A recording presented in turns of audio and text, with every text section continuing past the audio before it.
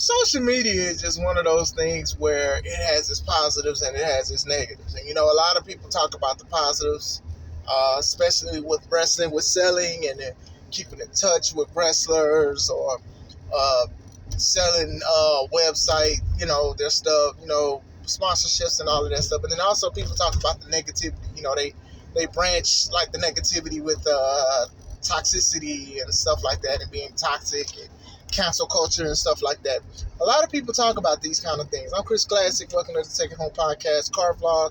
Haven't done one in a long time. www.c3ultimatewrestling.com. Nice to meet you.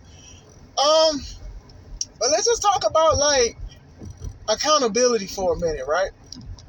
I am a follower of Christ. Some people call it Christian. Some people call it whatever you want. Y'all know I follow Christ. I follow God and everything like that. The biggest thing about it is we be judged on what we do and how we do it and stuff like that. It's a thing about accountability. Now, a lot of people don't have the same faith or lack thereof. But at the same time, a lot of people do know that they believe in karma, or what goes around comes around and stuff like that. Or, you're going to have to be held accountable. I do think that with social media and with celebrities in general, I do think that some think that they have escaped accountability. I think when you say something online, let's say a year ago, and then you fast forward and then somebody call you out on it, you get upset with your hypocrisy and stuff like that. And what I'm talking about is, I'm talking about Shotzi, right? I don't know her, she don't know me, blah, blah, blah, blah, blah. So she had some bad spots on at Money in the Bank. She had bad spots. She with Alexa. It was very dangerous and it was scary spots. So she went to social media and she said basically she worried about everybody being safe and stuff like that.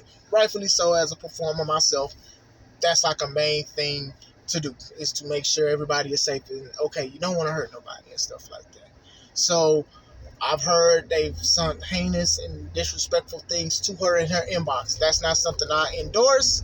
That's not something I support. I don't support going into anybody's DM that you basically really don't know like that, to just try to be disrespectful and stuff like that, And I know that Twitter talks about, people can talk about heritage, being a woman, this and that, what you believe in, what you don't believe in. So I know for a fact it can be messed up. So now, I do think that some people did talk about her performance and try to compare it to what she said last year to what Chris Jericho did in Blood and Guts, I want to say last year, 2 years ago, where Jericho got pushed off by MJF and he went through some cardboard boxes. Now, it looked phony and I wasn't a fan of it myself. I can say that. If people get mad at me, that's fine. It doesn't bother me. If you're in my DMs on Twitter, for sure, I probably ain't going to read it because Twitter kind of boring to me. Follow me, though, on Nature Boy 1989. But I do remember that she was very critical on that, and I do think that a lot of WWE fans, AEW fans, and wrestling fans in general, I do think they remember when she did that and when she said that. And I do think that people was like, when she did deactivate her Twitter account, I don't know if she deactivated her other social medias, but some people were like, she's getting no sympathy. Some people gave her sympathy because as soon as somebody deactivates, somebody assumes that it has to do something with mental health. And I do think mental health is obviously a big thing that people should overcome and stuff like that. And I pray you do. God's been with me this whole time dealing with stuff. And I thank God that he's given me dominion and authority. I recommend God to you. Seek him for yourself and to understand. Talk to people that know it and stuff like that. You have to have a personal relationship over anything. But some people do therapy. Some people do counseling. Some people do all three. Some people do a lot of things to take care of their mental health and stuff like that. But even though some of us go through mental health and stuff like that, you still have to be accountable for the actions that you do. And that's the main thing with social media and stuff like that. You have to be held accountable. You will be held accountable. You may not be held accountable immediately, but you will be held accountable eventually.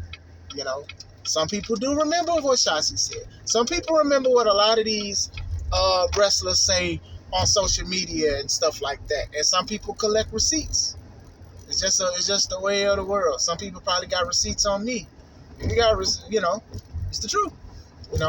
Stuff happens. And what happens is, You know, if you're a hypocrite, especially if it's hypocrisy, people are going to try to make money off your name. They're going to try to eat off your name like it's your birthday. You know, when it's your birthday and you got your name on the cake and people try to eat off of that's the kind of stuff that will happen. And with Shotzi, I thought what she said was, I agree about being safe and stuff like that, but at the same time, she did criticize Chris Jericho blood and guts spot. Now, like I said, I'm not going to go in and talk about certain things that she do or her personal life, because I don't know her like that, and I don't want to say I don't care to know her about like that, but that's just her thing. But I think with her and a lot of wrestlers and stuff like that, they think because they have maybe thousands or maybe even millions of followers, they think that they're above accountability or anything like that. Some people are a-holes, and they do just want to give people a hard time. Trolls, we call them trolls or whatever like that. Some people want to be like that. Some people want to be difficult like that. Let me, give me 1 second. I'm going to pray because it just made it to.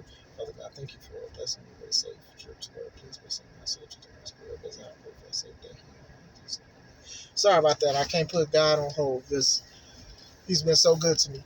But anyway, going back into it, sometimes some people have a lot of followers, and they know their followers are going to actually go for the jugular for somebody that may disagree with what they say. And then you also have some people who do get on Twitter who be real toxic, who be showing they butt and be ridiculing other companies. And then when fans come and get them, they deactivate. And then people be like, oh, well, people can be so toxic. But I'm like, why don't we talk about some of these wrestlers that are just as toxic as these fans are? Now, I'm not saying Shotzi is toxic, but like I'm saying, I'm talking about on a fan perspective on how so many people were upset with how Shotzi handled it. And it's like I said, people are going to say crazy things until Christ returns. You know, that's biblical. But at the end of the day, you have to be held accountable, or you will be held accountable. I don't know how it's going to take or when it's going to take. I can't sit here and point that out to anybody. But it's always just a big thing to where people just think that, oh, because this person is successful. And that's another thing. Just because they're so successful in wrestling, they're above criticism and stuff like that. I criticize stuff, you know, and you'll say, who am I, or whatever like that. I'm just a dude with a YouTube channel who love to wrestle, who love God, who love my family, who love people. You can sit here and you can say that, but I can criticize, and I can also say I'm not above or below accountability for things. I've messed up in matches and stuff like that. I've talked about botches, and I've botched before. I'm not saying I'm a hypocrite. I admit that I do this. You know, some people be like, oh, well, this is different. This person has done this person has done that, and stuff like that. I don't care about all of that. You know, wrestling has already been exposed already or whatever like that. And me, I try to bring a comedic spin to it. I also talk to wrestlers who I've shared locker rooms with. I've talked to fans. I've talked to friends. I've talked to people I grew up with. This is just something that I do. And I don't think that if you criticize me about my matches or whatever, that's fine. You know, sometimes it'll help. Sometimes it won't. Sometimes people do troll. And that's what it is. But to be like nobody should have an opinion is the problem. And I think that's a problem with the world now, is that I think a lot of people think that they're above not hearing what people think. And they think just because they're successful. You know, that's why you even have, like, Kenny Omega trying to, like, cancel Cornette. And, look, I do listen to Cornette, but his takes be awful sometimes. And how he says things be awful as well. But some of the stuff that he says, he's actually 100% right on.